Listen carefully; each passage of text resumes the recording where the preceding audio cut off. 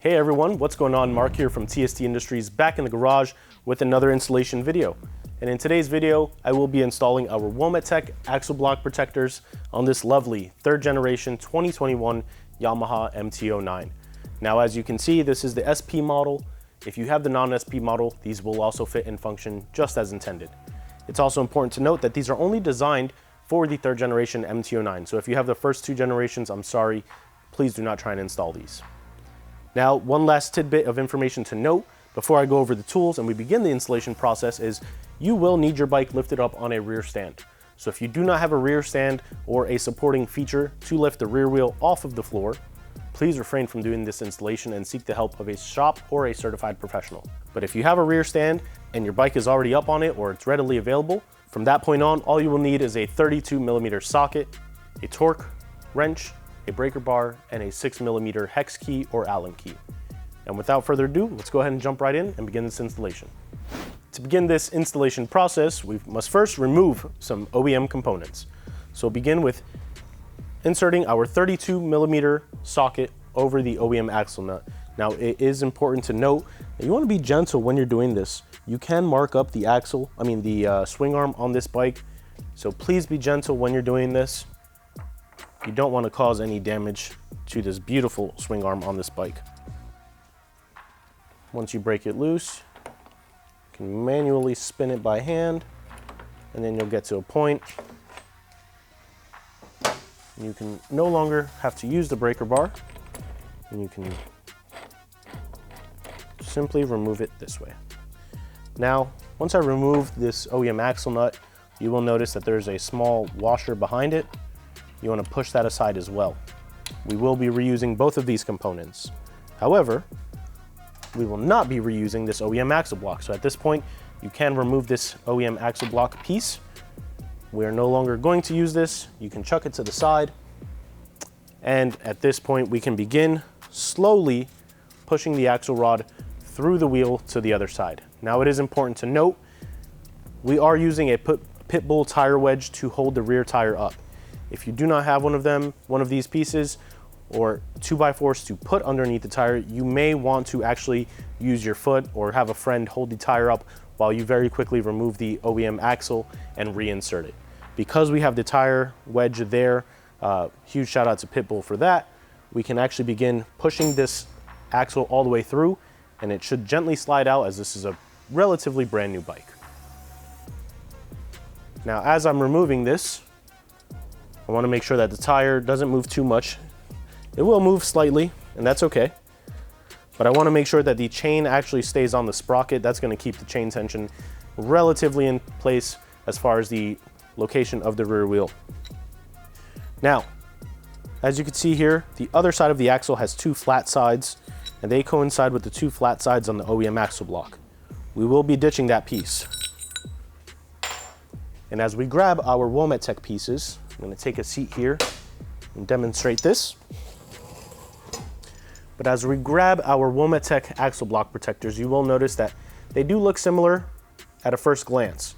One is actually slightly longer than the other, and more so, you will see that one of them has a cutout that will match the face of the OEM axle rod. You will want to insert the axle rod on that piece first, making sure that the flat surfaces on the axle actually match and sit in the recess on the axle block protector. Now that we know that's good to go, we can reinsert the axle rod into the rear wheel and the swing arm. We want to make sure that our holes are aligned. I know I'm good on this side, should be good on that side. You may want to wiggle it around ever so gently, making sure that we are good to go on all faces.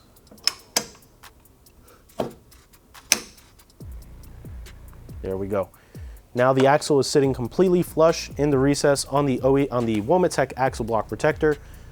We can take the opposite side, and you will notice one side has 2 punch outs, the other side has 4 smaller ones. We'll have the side with the 2 punch outs actually facing and sitting flush against the inner portion of the swing arm. wiggle your tire around, make sure you're good to go, and voila, that is now locked in. At this point, if you had to adjust your chain tension for any reason, or if you lost your rear wheel, you do want to make sure that your chain tension is set to the manufacturer recommended slack before proceeding and actually tightening everything down. So please keep that in mind.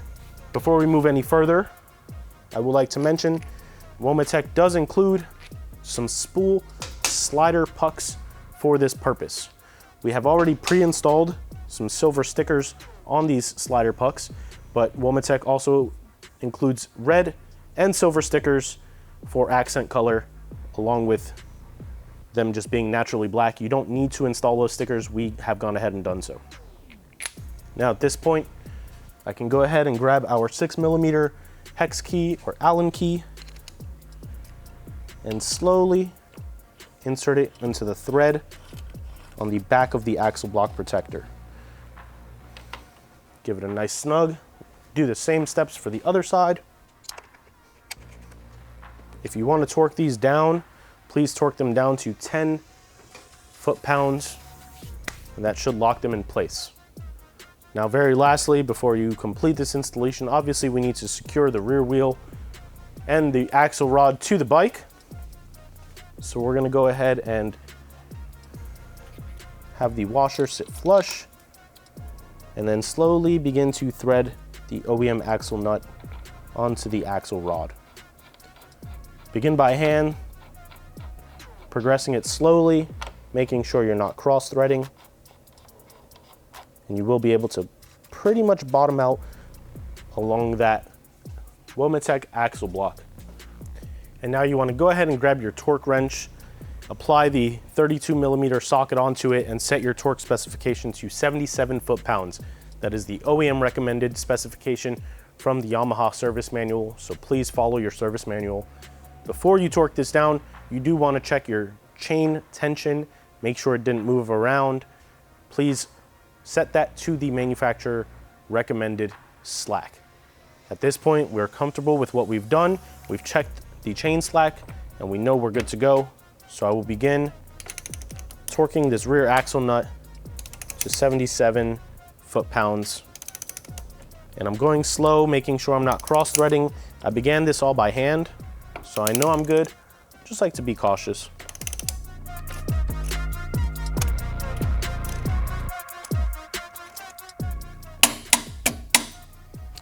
And voila, that is complete. Before we completely finish this installation, we will actually torque down the rear spool sliders located on the rear of the axle block protectors. And we will torque this down. And this is just a rear slider, I should mention. I say spool slider out of habit. It's probably a bad habit, but this is just a slider feature. It's not meant to be a lift point for a rear stand, so please keep that in mind. But regardless, this does need to be torqued down to 10 foot-pounds. And I've met that on this side. I'll copy it over to the other side.